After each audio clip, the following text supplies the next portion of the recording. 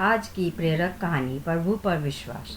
एक आदमी जब वो दफ्तर से वापस आता तो कुत्ते के प्यास से पिल्ले रोज उसके पास आकर उसे घेर लेते थे, क्योंकि वो रोज उन्हें बिस्कुट देता था। कभी 4, कभी 5, कभी 6 पिल्ले रोज आते और वो रोज उन्हें पार्ले बिस्कुट या ब्रेड खिलाता था। एक रात जब वो दफ्तर से वापस आया तो पिल्ले ने उसे घेर लिया, लेकिन उसने देखा कि घर में बिस्कुट और ब्रेड दोनों ख़त्म हो गए हैं।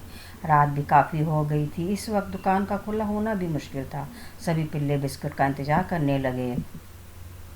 उसने सोचा कोई बात नहीं, कल खिला दूंगा, और ये सोचकर उसने घर का दरवाज़ा बंद कर लिया। पिल्ले अभी भी बाहर उसका इंतज़ार कर रहे थे।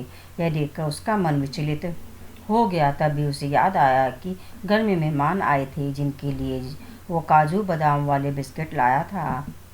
उसने फटाफट डब्बा खोला तो सिर्फ 7-8 बिस्कुट थे। उसके मन में ख्याल आया कि इतने से तो कुछ नहीं होगा, एक का भी पेट नहीं भरेगा। वह सोचा कि चलो सबको एक के एक दे दूंगा तो ये चले जाएंगे। उन बिस्कुट को लेकर जब वो बाहर आया तो देखा कि सारे पिल्ले जा चुके थे।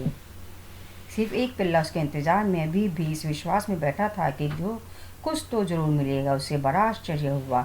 उसने वो सारे बिस्कुट उस एक पिल्ले के सामने डाल दिए। वो पिल्ला बड़ी खुशी के साथ वो सब बिस्कुट खा गया और फिर चला गया। बाद में उस आदमी ने सोचा कि हम मनुष्य के साथ भी तो यही होता है।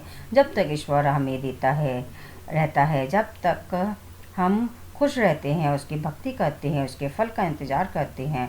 लेकिन भगवान को जरा सी भी देर हुई नहीं कि हम उसकी भक्ति पर संदेह करने लगते हैं। दूसरी तरफ जो उस पर विश्वास बनाए रखता है, उससे उसके विश्वास से ज़्यादा मिलता है।